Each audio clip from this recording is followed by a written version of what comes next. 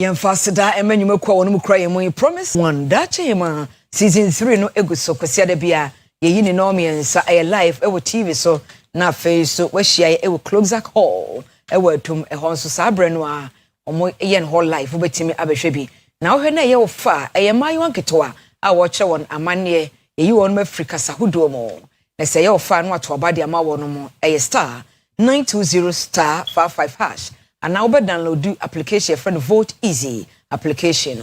Faith Homeopathic Clinic ena ekrai mu enron ketwa esaya de akese. Ahinima kokobi 18 mu 0244 583 859 0244 859. Afei Bosheba Electricals and kania hodo chandelier corner light ko mini light e wo Bosheba Electricals. Wo yesnyina e wo Bosheba Electricals.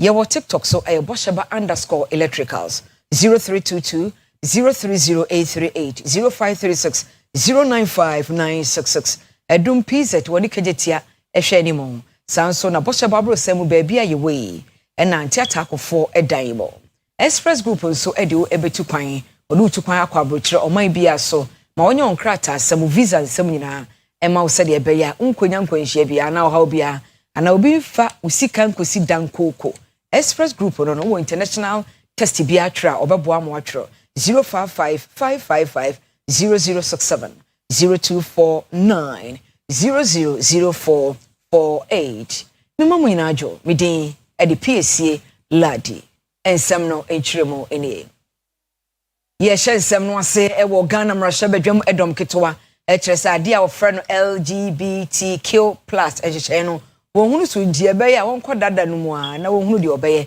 ne nam so am wohunu kwan ya namu si enam bonkom ana ye nam nifa.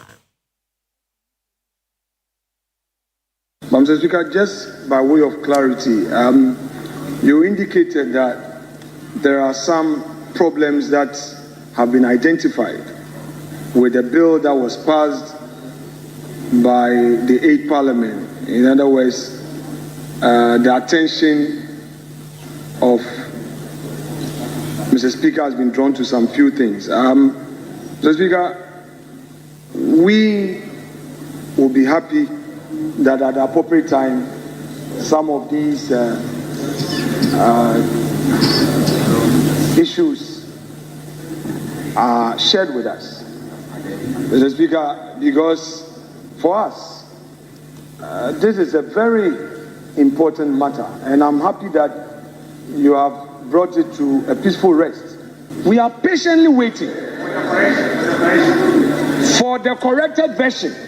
I consulted the drafting office, and the drafting office reported to me that the bill was never transmitted to the presidency. And we in the NDC, who did everything to get you to give the assent, you are creating an impression that we are no longer committed to the bill. I thought the fastest way is to treat the bill as having been passed. But if you want us to start all over again, I want to assure you that this side of our house is ready to start all over again. Mr. Speaker, I was part of those who sponsored that bill. And Mr. Speaker, as far as we are concerned, we passed that bill in the state that we did, at the time that we did, guided by good conscience. And we were hopeful that the then president would have signed it. Mr. Speaker, I will not go over the issues that happened then. But if it has become necessary for this House to reconsider it, I take solace in the assurance of the majority leader. Let them bring the bill as it was and as was passed by the 8th Parliament in the same form and shape. Don't change it. That we don't water it down. What the Ghanaian people want is to have a law which promotes good sexual conduct in Ghana and which prevents LGBTQ. Don't go and change the 8th Parliament bill. Don't go and water it down. Don't go and revise it and bring it to the 9th Parliament and have the President assent to it, assent to a bill which is not fit for purpose. We want the 8th Parliament bill for the 9th Parliament to consider. Verbatim, don't change it. So whatever it is, I'll let you know. But there's no corrected version or this and that. No. It may be an improvement, but that doesn't mean a corrected version. Yanko apomden ensemu Ghana apomden soafo ne honorable Kwamna Minta Akando o kire se ye kunkoden aboye homoden se National Health Insurance Scheme na ebekosoa akonanim na aduru amansan kuba tan susu dua no ho hwebe afimpimie no ene aduasa eno na wo kire se woni a wo hwe yade na yarefo ba oje osika saje sika free National Health Insurance ho no ba kiriki ba ne entwaye na enyenso. You don't hear issues of withdrawal of services because of delay in payment. But of course, there is still a challenge. We must be frank to ourselves and then concentrate on solving or fixing that problem. And what is this problem? The illegal payment in the health sector, popularly known as co-payment. As an insurance company, when your clients are satisfied, that is when you are also satisfied. If you go to the grounds, what the ordinary citizen will tell you is that when I go to the health facilities, I am asked to pay more. And therefore, there is the need for us to aggressively pursue the solution for this. And when the CEO was speaking, he was commending and praising a facility in Goso. Those who are performing well must be appreciated, and we must aggressively pursue those who are committing the illegalities. Your Royal Majesty, Yamra ejuso wapomdion semwa ejuso mrashe bedwanim ene honorable Kwabena Boateng Esquire susu say aban no emebie nursing training college wo ho said be obetete omanfo ama wakwadare e wo nursing adwumaye emo. Mr. Speaker, respectfully, I'm on my feet to ask the Minister for Health whether there's any plan on paper by government to establish a nursing training college in the Ejoso municipality. Mr. Speaker, I thank the honourable member for the question. The Ministry of Health recognizes the importance of expanding training opportunities to meet the increasing demand for skilled nurses and midwives. However, at present, there's no official plan or approved documentation for the establishment of a nursing and midwifery training college in the Ejoso municipality. While the ministry has received expression of interest from the stakeholders within the Ejoso municipality, no formal proposal has yet been submitted or approved through the ministry's internal processes. That said, the ministry remains open to collaboration with metropolitan, municipal, and district assemblies, as well as development partners, to explore the establishment of additional training institutions in underserved areas as the need arises, particularly for post-basic and specialist training programs. Thank you. And I would like to say that the Ejoso municipality is a youthful population. The size is about 74,000. Mr. Speaker, we have about 8 senior high schools churning out graduates, of which some of them may want to pursue a career in nursing. The municipality is also an urban one, hosting about 46 major towns. 2024 projection, population projection is about 196,000. Mr. Speaker, I would want to find out from the minister if these are not necessary imperatives which may warrant, Mr. Speaker, an establishment of a nursing training in the municipality, looking at, Mr. Speaker, the indices that I have enumerated. Thank you. Minister, have you heard the imperatives? Mr. Speaker, all the factors he has enumerated are all very necessary requirements. Thank you. Portions of my response, I repeat them, that the ministry remains open to collaborate with metropolitan, municipal, and district assemblies, as well as development partners, to explore the establishment of additional training institutions, especially in underserved communities. So, Mr. Speaker, we can take it from there. We will link up and then we will take the conversation from there. Thank you. Yes, Honorable, do you still wish to? Yes, Mr. Speaker, my last question may be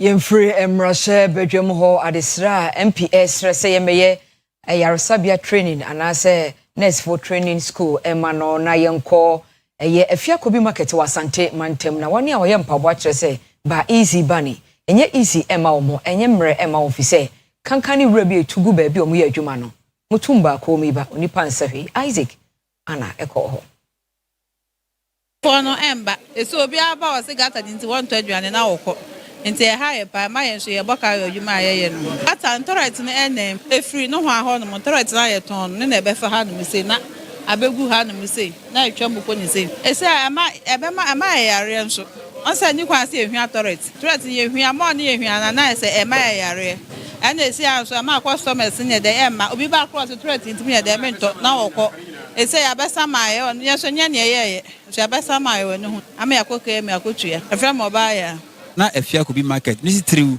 mpaboafo nim na imprempren awe piem wa hanom a ye ne amanfo bi ye bepiem wa ese nya asam ketwa nipa bi agya won shops ene niema ahoro ho afri mpatamu afi nso no won a woye adwuma nso agyeja ene nipa do nara ani abre a wode anibre eresi abang ne fe mpanin fuse won hwe na wanya enema ahoro a ene betimi aboa na ene ngama won hyehyɛ ne fe enema ahoro a woyɛ no so no atimi akoso na ye bae no nka a imprempren erikum amanfo ɛwɔ ha no ɛyɛ ade a ɛhaw adwen yie papa ene nti ye di akyi ne yɛn akɔhwɛ baabi a insu no a ɛtɔmu no ene no ɛyɛ subi insu a sesia no ɛda abinchi anase na afia kobi market no ano a kyerɛ sɛ wode toilet yi inyinara ato pipe mu ne gata yi mu aba betomu a sesia no ɛrehaw adwen yie papa na ye ne mpanimfo ɛbɛtwe nkomo na yesi baabi a medu nante a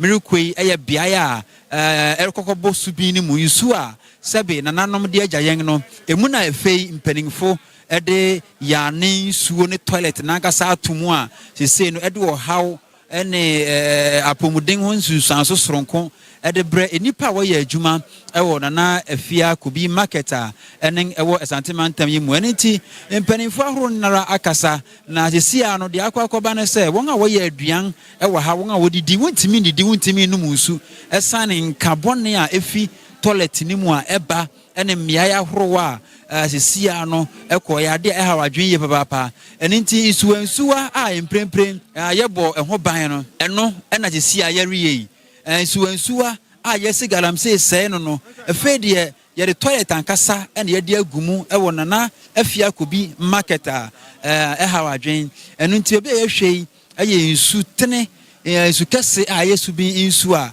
sɛ emu ɛna yɛde ayɛ toilet hub a yɛsei no public toilet a ɛwɔ market hanom ne nyinaa no wɔde ba ɛbɛbɛgu mu ɛno nti yɛrebisa sɛ ɛdɛn ɛna mpanimfo ɛreyɛ ɛde afa saa yɛhyɛyi ho yɛne mpanimfo bi ɛbɛdi nkɔmmɔ na yɛahwɛ anamo ahoro a wɔn atu ɛde afa ho ɛha ɛyɛ Oyerepa kasafiri medin ɛde Isaac ana yɛnkɔ no yɛne mpanimfo bi ɛne ahoro a aka ɛni nkɔmmɔ mpacho yɛfrɛ ma kwasi boati yɛyɛ adwuma yɛyɛ mpaboa wɔ abinchi market ando kwasem ni toilet bia apai wo public toilet bia apai wo abinchi ase no higher pa ma yentimi kura antrase enya adwuma yenya ba bi endidi utoduane a untimi ni uyehwia enye ye toilet na fire so sa ma esa be ma yale de srampan fo za maboa ye na ohaw ni nyina munyimfiri o ma ye won ewa ha na yebekɔ na ye ne mpanimfu a woda eku na no enso edi nkomo na ye bisa na mo a won atimetu edi afa saa nhyehyɛ yi ho na fe dia wo a wobɛka edi akyerɛ aban enema ekoso ha no mo de sebi ye kase ni je ho an na eboa obi agi ni sika public toilet sebi wo ye no one two man hole sebi toilet ne kwa obedi suo no ne toilet ne begum enu lay pipe ade abato gata eda enu kokobɔ nsu eda esubi mu enti se toilet ne masa na no ma bie na nsu ne nyina enam toilet ne mu gata ne mu sabi center ye fan hanom na nye cent papa yakɔ KMA akɔ reporter ma wɔn ɛkɔkɔ report ma tankers for ɛmɔ bɛbɛ hwɛ wɔn bɛbɛ hwɛ na enipa na ɔno kɔ so saa image no wɔn de yamɔ ne ka na wɔn mo tɔn aduane ɛwɔ ha no no wɔn bɛyɛ a wɔn mu no ɛna yafa wɔn agye wɔn 10 million. akɔsi agye ɛna me yɛ na yɛ mpaboa bi na na people go market adawro ma me na me do wɔn ano ha yɛtu anamo yɛhunu panyin na wɔda ha no tik nk panyin fo no ɛno makasa wɔn so mo kɔ kweme hɔ no mo akɔ mo kra ɛyɛ mo wɔn na di kan frɛ ayifo no tankers fo no ba tankers fo ba be hunu yɛ no wɔn hunu sɛ hɔ nyɛ nti ama mo yɛ aduane hɔ no wɔn sama wɔn wɔn akɔ sika ɛsɛ wɔn kɔ kweme wɔn akɔ dwo mu sika mr ne kweme ne ɔbaa no a ɔyɛ saa toilet ne sɛ so wɔn ma tua na fi dwala ɛkɔpem dwala ɔno ade concrete ɛkɔ akɔ gu so.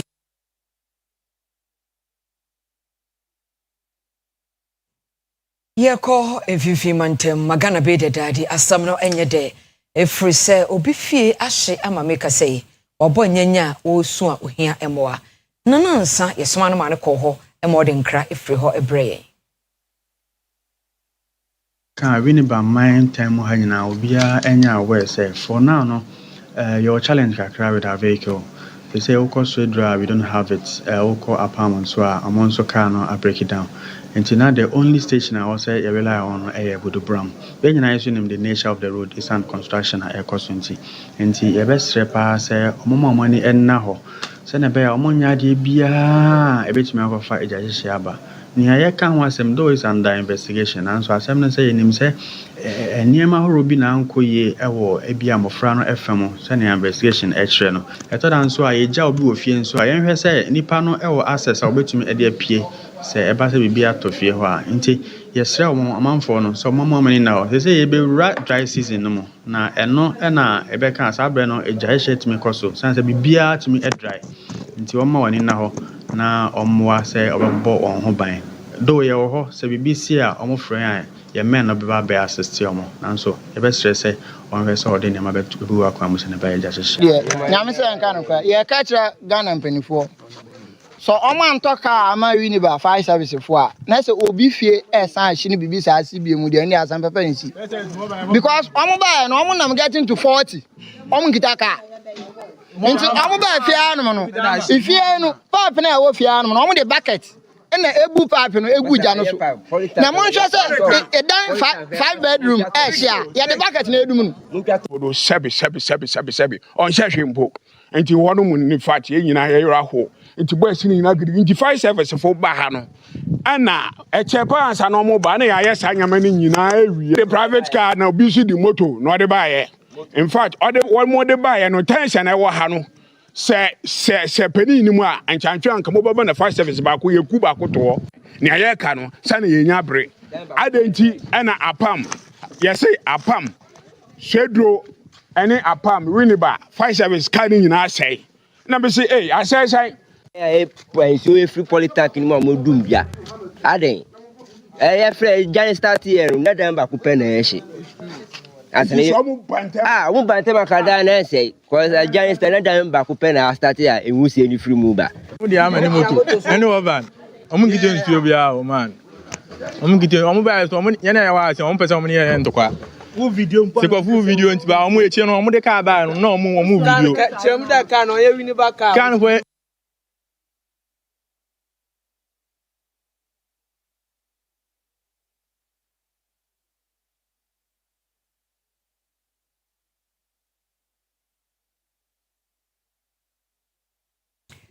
Yanko galamse nsensem emo ensase a ode galamse asai no asante mantem soafo ni monyamfo afra mo akohene ene edom e kan bom no akosiesie ensase no sede ebe ya ebesa afa ne ntuma pa efrebio was a Jumadi Surunku, Regional Coordinating Council, Santimantan with the Fay, Mineral Development Fund, the Fay, Small Scale Miners Association of Roa, Ewo, Manga, and Marco, Wamum, said the Abaya, Amena Ahro Agalam say, Etutu, Ewon Kru, Nive Mantama Runimuno, who bet me Afaso, Esuni Nara, Neneng Abua, Wadiabo Assassin Hobine. Now a hot and penning for Ahro Ekasai, opening honoring the Waya presidential staffer in charge of political business with Santimantanimo, Mr. Aisham Ekasai. Now, Ochre is Wadun Botaya, Etai, Sajumedi, Ushare Asante Mamuha, the choir no assay.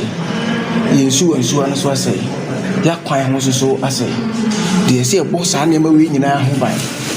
The regional minister any na pound for a war, a regional coordinating council, a tenacity. And the my be whom say, baby, you read it. As I say, she should be a friend of reclamation. And you require a person a bit Daniel and Sassin and a man at Tibia who must see I need another for. It's ye be a reclamation former. I say, young Shana among for Kata and Sassin. So, and they say, you shall almost say and Sassin. Near show more for form. No more, they show almost no more. I think Katan Sassin. So, who can make a year? No more when you resettle agenda. Let me SCP Eddie Mai. And then I do say a bit too for natural way at least you are the woman. I say, to be a Sunday, my idea to be one and I miss obedience now on Pesa or near Benanti.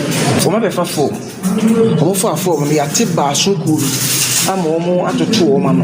Almost 2 woman we and Yama or Macaco Shens are Senua. Almost a home crata by some person Macatasona. Tomorrow, so we are free and as sentimental regional minister and a pound for better as Niama. I be a friend approver. Say Omonco Catasso. Omo Catasso no move bien we are so well. Send a bay assassin, a beginning 9 years.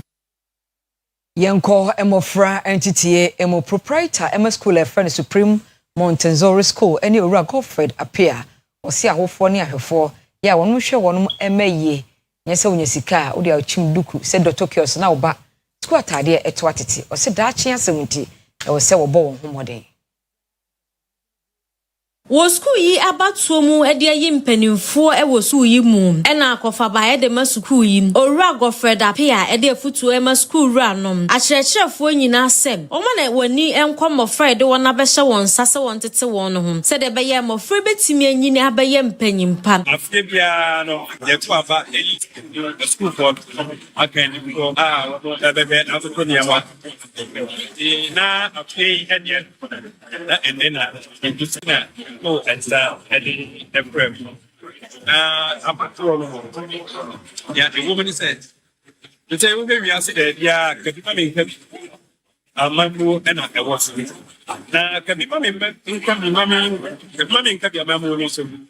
The general floor back again about now. Yet, I said, and Golay, woman, that you know, woman, and ABC and now, in Pendua. Yakwa sorry I company ama politicians ya company ama se beto aba enya sumpe no ye woni say ye betimi e de abafo entity no ama enkola no ebra wo busa stand ya wo ni a wo every time de bema a school for a school run no more aka eni say e wo say e juma obi beka say family no e business there. Now, so Mr. Say, oh, my, every cook and colano entity and it is a colano and that say, one more you know, my busy and I. Now, you want to say that she colano at one time, I would not go anymore. It's in the person you bring what's in the na edua empire for 10 years. Akyerɛkyerɛfo yi bi nso de adesrɛ to ɔsoafo ɔhwɛ yɛn nwomasua nsɛm so anim. Na one of the two I say education minister honorable Mutaka and then I will be Mr. David was a more frana or more preschool or more equal or mature. And we say I affect so many education. It means that we need this one and affecting your mouth like this year. I say I affect your body wow of the schools, which may make or they say honorable education minister. It's not first. With the need to know if you're most fun of people who see him. That's why you can. I very admit that to be a young. We come out for so in where you are. Just here, found a child. And it's yeah, I think my family from. Yanko Osomne Empaibo Emo Catholic Diocese of Kumasi and the Global Rosary Network Kabum Aye Jumedi Dikan Kra. Na wasi Rosary e de abompaye ama oman no e ba so bosumi mu ne de toso aduasan ya na kwesi November 1 e was in Peter's Cathedral Basilica Jubilee Park Kumasi na ni nyina ne se Ghana yehunu se no matter do na ekoso a ehia osoro empaibo. Rosary Congress. Empaibo Jumedia, Catholic Archdiocese of Kumasi, and the Global Rosary Network. Akambomua, Diedi Kainkra, Wayan wo Kumasi Archdiocese mu, Reverend Father Penstel David, Achre Sentia, a wase, Ubia, a Basa Jumedinase. The Abotine say, Ye Duaso na ya peja yena sa fubebu mere, ni ya many penny ne say, or ye naba tampa. Na sa wodi wo mpai bodua ne so a nyame ondi wo hwambo de bia wada eye asempaka tre ho adwuma se ye dua so a evangelize jeze ye bonyame asempa ne daru manipa nyina so ehun kwagye a ewo nyame asempa nim omai Ghana ye hia asomdwe ye hia mpuntio ye hia kanko titrempo galamse ya edi omenye ye bebo ho mpaye na yasofo pon ahodoa kese a obeba no so no wakasa kire ye wo ho atuyemfo wo ho adom bebre ebesane ye na Mary eba besra ye ne mba if you say the okosa ni nua Elizabeth no sa na yensu ye hie mi oba besra ye wura Jesus na nkasa eba bete na kunwa so no de adom ayawisa apomuden bambo abrayen enti emune no aye ne de mekasa meka ni nyina mpo a ebrebeboye tuanamo na bra Jumedia ebekoso ewo St. Peter's Cathedral Basilica and Jubilee Park ewo Kumasi no. Reverend Father Emmanuel Kwabena Efeje wono ene communication director at the Catholic Archdiocese of Kumasi. Wochire nipaku a obetumi abadwumade na se ene mmere a wahyehyɛ eda ho. Dwumade obia betimi ababi. Yanyi twi ne yuadoa wo ye kremoni o Kristo ni won kwa so nimpa wo de bra. Obi edi ho ene nyame ene bo wo ye nyame ban ho ade bra. Na anye nyankopon maame edobatampa medical subom ewo St. Peter's Cathedral Basilica. If there's another day ampaye bedwa me say edwa kora e besa ampaye no if you say Thursday ye shall say from 12 ewiagina akosi anwumre nonso na say ye wie sa Thursday no Thursday we ye yo na nyame adoma efiada no die eno so ye shall say 6:30 the rosary na dwuade di ma ya 27 Kumasi mpanifo bebre mo so beba na yakowie no na wia yakodi de kakra na asambe toa so na no enumre na nyumre no yewia na se kwakoda na ade achi ne memeda no de eno de ne pompon so ene ho enti ya sha se Cathedral Basilica Roman here ho no ma na se namfoma zongo ho no mo Abuabu station ho no mo nyina me na mu a na kokopie asomase waye ka ho no ne afa ho no mo na ba be see traffic lights na se abaleba runabout e wan say ya frosro ne aba Jubilee Park hono die wa mebia na se wa ye wo pa ona Archbishop Georgias Anoche awda Kumasi province no obedi som no anim na de bibia aba aweye ya se ye tuaza fro bibia nyame aba bia wo enso kan bi bra na baji winshira ye ko special report we kase boss ronko na ye busasa nkoda ye mo fo no kwada no ye faso so ana Bebre ekwa phones akese ewo me bi wo ha omo maame nom obi won so akra na nkasa na atususu na wanya phone no e de ekwa and now your special report e bi sase e mo franketenkete ya no mkra phones akese no e boa na o enheda moa awfo na atu bi mo o ma so na fofo ayo mo boys no esu to bi ma o mo but misu se emoa o se nkra no o mo chat ne ne ma ne bebre no ese o mo on se age bi a o yisu ameka se normal but wa hwa akra keto na phone ne guta even kroba pia be bo amekro padwuma no hye de na o chat no ne na he o bage o ho obeti atra won chese ne boyfriend din ko bet wonte anya phone na senka we nkansi because eseme me hunu se sell say smartphone phones no say kwan bi so eboa kwan bi so de chese ne benefit na ye nya no eso chan na eyi me kan say the bad side no ewon kra no so because akra bi on mu demand say bia open a oni fi open a bia owo no say de be a obenya no o mi wa ana secondary demand say bia on fansua de be see ama constantly nkra no mo mpa disua always bia no mo ni wo phone no bibia isi akra nkra no kra nim phone no mu kra chan ye mpanifo yi onte ama phone na beje o ma dwen no ewo adisua mu but then the papam ne Ebianke key part now the manners ocean said a bay out Buna and Cabeboy by Andre Fun Nidia Yamsian can craze saying Quadano and what quite fast so M1 say and Colano Mui I hear and Yama Basono and yes Masem when we flew my hodo and I was in Koranisha near this year near my enye internet nama Sabio Ablabo Bonnie say a macro eco school a German near Manema Abasano. Oh, and more cry. Oh, send a number of functional. And then call until Monsieur Clevano. Or so phone money more the bay and on your grow. And I'll pay a BSC. Hey, a crab back one boko. A mammy season phone. I'm moving a bema dia ball at Titiaso. Or so many use phone beer. They can call no more use phone and what. If I ha a crowd of Yusuf and can be a SS not can be shared there by but Colacutua said, dear, a new cancer would phone the man Sunday day, Unkura. And the phone is never be also. And never be what it says as ye seen, and new cancer cola. The boy can't be what I say. You are coming also. It's in a Mwasa cola dear, Uberto for dear man. Our fortune when I join the BHS say, phones I can say a new cram of Fran and one in and say, and no man who do be was our phone so I'm afraid and wow or you call but none extra free enemy.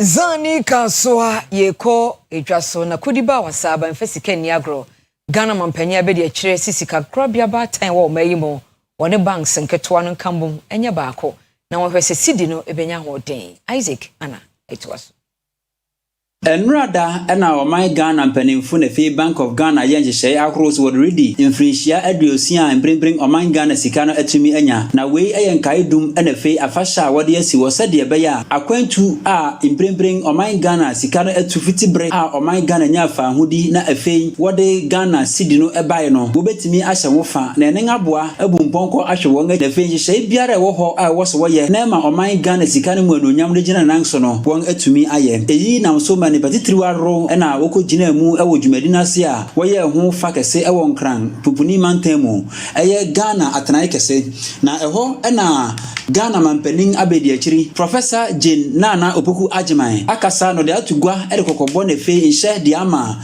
Bank of Ghana se won hwe na woni sika krabia horo nyinara nkamo mu nya adwuma saa so na woni businesses ahoro ewo oman Ghana mu no wonka won toma empama no se de ebe ye wo be ye hyehyɛ ahoro na nen aboa ma rehemu a enen ewo oman Ghana sika ni mu no atimi asan agina ne nan so bio. The Ghana cedi branded the worst performing currency in the world in 2022 became in 2025 the best performing currency globally. Inflation dropped from the high of 54.1% to 13.7%. And our gross international reserves, from what the governor has said, now exceeds $12 billion. Confidence is returning to the markets, to investors, and slowly but surely to our people. But we are also aware that the trust in the cedi will not sustain itself. Confidence must be maintained with sound decisions, transparent actions, and accountable policies. What I mean, ladies and gentlemen, is that we must now protect what we have rebuilt through action from government, institutions, and citizens. Government must lead by example and commit to real fiscal discipline. No more reckless borrowing or surging deficits that pass today's problems to tomorrow's generations. We must anchor public finances in realistic revenue plans, efficient funding, and long-term planning. Let every loan be tied to a return and every cedi spent to a corresponding value. We must protect the independence of the central bank. The Bank of Ghana must remain a steward of stability. We must uphold the legal tender status of the cedi. Today, too many goods and services are still quoted in foreign currencies. But if you earn in cedis, you must be able to transact in cedis. Digital address AK01A7090. You try and walk a fire board phone crowd to your bar. You ever call Agopramaso, you're the sports ever.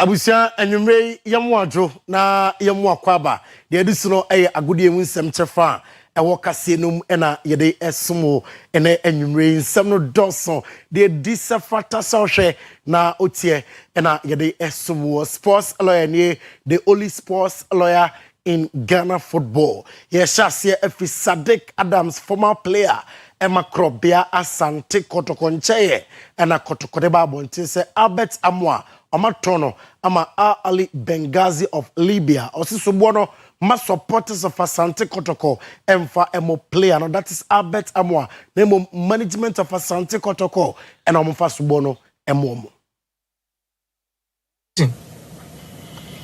Into football no be any year to so on to no aton. It's just simple. Let's educate ourselves. Especially the journalists, some of the journalists, let's educate the fans, let them know football is business.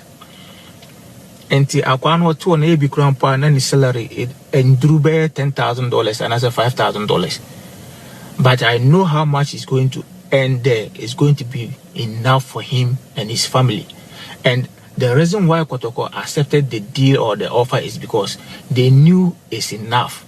So channel your anger to the club, like Skano Omoade, Omagino, Omufan embody infrastructures, Omufan to good players to replace the guy. Na league nenye attractive.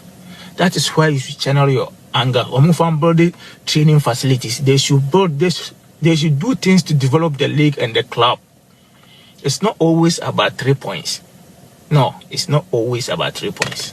Eno Sadiq Adams, former striker, Kumase Asante Kotoko. Frimpong Manso, a former player, former coach Asante Kotoko. Kopiebo, El Bofakwata no Koji League, El Bibiani Go Stars. Enra, ena Nations FC, de Edberto Abonte. Say, the onom, and I'm fearing you know a dear anyway, obey coach, and Momosi challenger, a walk Nations FC. You so many come boom, now on my survey. If we look at the last 2 seasons, I think nations have always been fighting for the league, and just last season, it took the last 2 games for Gold Stars to win the league. That tells you how serious they are. So for me, yes, we've come also to do our part, to make sure where the team has reached, we also try to make sure we make a mark here in nations. Well, it's not too different. What I believe in is to always try to build a team that is strong enough to win a title, and a team that tries to always play a good football, try to build from the back through the middle and then to the attack. But then I believe in a team that fights. You know, playing alone is one different thing, and also trying to also defend for the team is also another thing. You see, for me, I think football has changed a lot, and knowing how to play alone is not enough. But playing without the ball, that is the most important thing, and that is where we will also look at it critically. Because you can score, and if you don't defend well, you also concede. So we want to go on both sides, with and without the ball, and that is what we will insist, and we will emphasize for all of them to understand and get that concept. Yeah. And we coach Frimpong Manso, coach Emma Nations FC. If you're now yako Black Queens of Ghana, Women African Cup of Nations qualifies now Ghana enra ena inya take it to the AFCON ningina muni say yeche Egypt mano ebomo eka enai ewo Accra Sports Stadium omo ntimi antibi na Chantal Boy ena fe Josephine Bonsu and semi to dra after the victory. To finally play my first home game and to feel the atmosphere from the fans, it was amazing to look up and see all the vibrant colours, and just to put a smile on everyone's faces and see it in the flesh was an amazing moment for me. Well, I have to say the girls, they told me before what's going to be like, but I didn't expect it to be like this. And then got, of course, the 4-0 win, and it was just, the atmosphere was really great. And the fans, they brought a very, very big energy, and I was just very proud to be there. Former Chelsea playmaker Eden Hazard is inducted into Premier League Hall of Fame. Inducted. First day to my last game is like a love story. Eden Hazard! Magical! Oh my goodness, that's wonderful. This man is on a different planet. My playing style is just have fun. A stroke of magic from a genius. So much happiness on the pitch. Eden Hazard!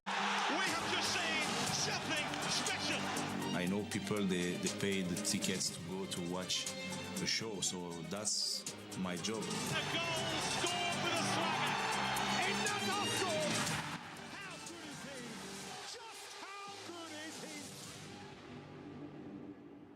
My dream was to play at the highest level, so I did it, so really happy.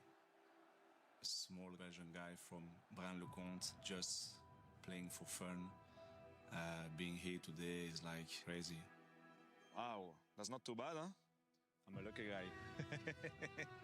When you play football, you don't play for those things, but when you get it, you're like, wow, you're proud of what you did. I moved really early to France. I was like 16 years old, playing, scoring goals. That's where I start to think I'm going to make it. I want to be one of the best in the world. I went on loan to Lille, first day in training. He just done 2 or 3 things on the ball. And I was like, he's really, really good. And he was the biggest property young footballer in the whole of the world. Everybody wanted him. This kid was the real deal. After 1 year with Joe, I told him, thank you for all the advices. I'm going for the Blues now. I heard a lot of rumours, obviously, about the ability that this kid had. So for Chelsea to land him was super excited. There was no doubt about his qualities, and he was such a talent, and he was so good that it was actually a pleasure to watch him play. Brilliant from Hazard, all the way! What a fabulous goal! And then Hazard, it's brilliant! That's magnificent! Wow, that's what all the fuss was about. Played in for Eden Hazard! Scores for Chelsea! That is all for sports. And you may sports lawyer, the only sports lawyer in Ghana football. The good evening, Semno, Esiha. Na Nanama Intifo, Ede, and India Cassie at Swasso. Adesmama Emomwajo Emomwakwaba Ebrasun se yedi ni jede kasia yaboa no edebeso mu medidi na nama intifo na wotwewe ye nada gini posokra efia ha na chese ni abriye papa chese ni je ahya yafunu mu ma ye called the Praise Baptist Church wa tonsu S-line ekoja ye nua bema Godfred enim ema no kofa na yira chese wa ware fefefe obefa ya enim se waifu wo kwane nyina bibia edi gidie ni owu ama na ntena wo kwane nyina ka se ane meyo sapo pacho ane meyo amen ya nyakopo akamu ma oda sene bia entity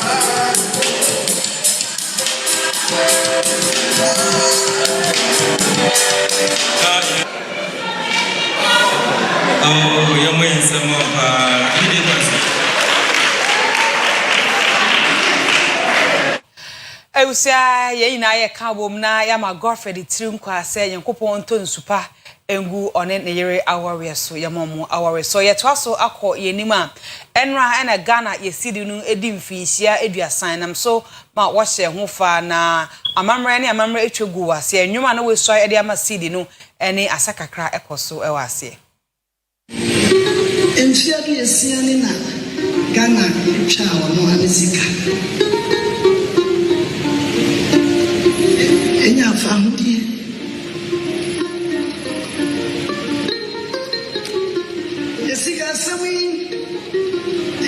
bi keke akyerɛ yɛ amammerɛ akyerɛ baabi a yɛfiri baeɛ ɛnka yɛ nso wɔ mu nnipa bi a yɛbere yɛ mogya ani asom mɛyie tinyɛ sika keke ɛmfia bi yɛsie ne o ɛma yɛho te nkwa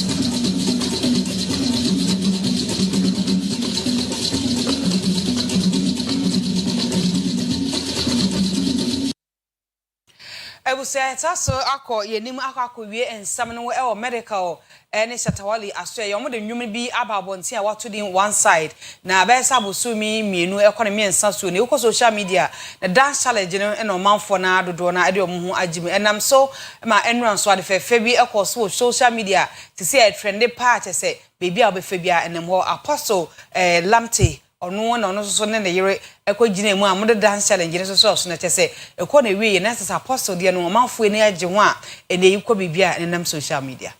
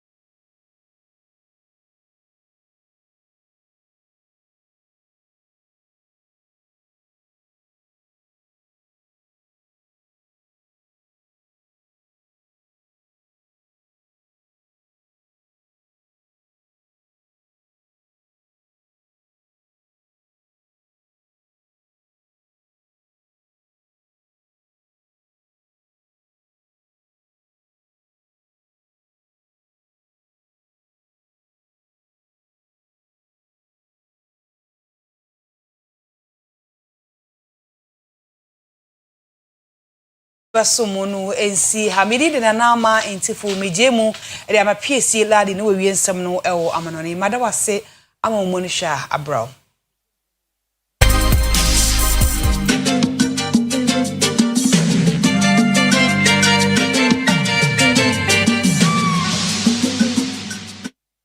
the true so amanoni nsam ya sha se o Brazil na yin se Brazil the drug cartel ewo ho fekwa odi nu bone ho dwa na enam so ama bambofo awso won ho nanso ewi akire no enipa ewu enyasam ketewa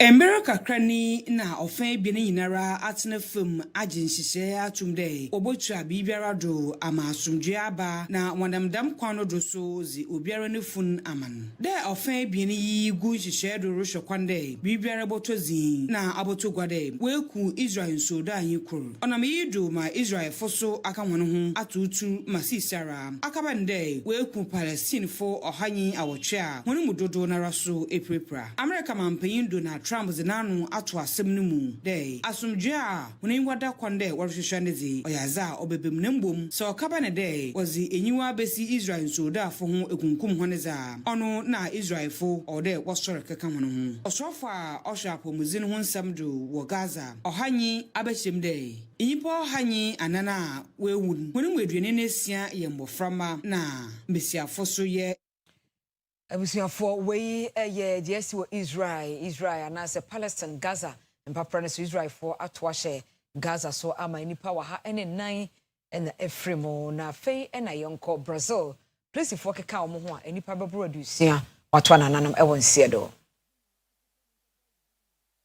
Red Command Group oyen soda for na police for 100 year 2500 na waka wono bom zidam dwumei benadan na waka kire nsraban tutu bombo ahro tutu bia de mayuruka fa 100 bobro edo wotwehye zihonu suma zigwan anam setu yudu ma eturu aka police for nan masisara wewa ewuruka for no soze wetum ekum honu mweduenu a dodo naraso eprepra anso hwara wesizi ndurubon netu ahurupia erukofu izizi hwonu juma ni nara mun UN Human Rights Office zabo to gwade kwana nzema kware na jumezin yen oyehudodo nti kase no asi yedi aseda emanyuma kwa wonum ekra mu promise eba owa habendro ton habendro kama eboa apomuden 0535544681 dacha ima season 3 no ekoso yeyi no eye no me sakosia da bia na breko no so bet Oyerepa TV so na wase twa repeat kosia da wase twa repeat dwada ekosi wukuada no so pepepe nti na Nyankopon bo am so repe dacha hima season 3 no we twa repeat so Faith Homeopathy Clinic ekura mu dendenden o no keto asa yade akase 0244583859 0244583859 Express Group so edi omanfo 82 akwan kwa ma hodo so from 0555550067 0249000448 midin at the PSC ladi me mamomo ni hwa ade hye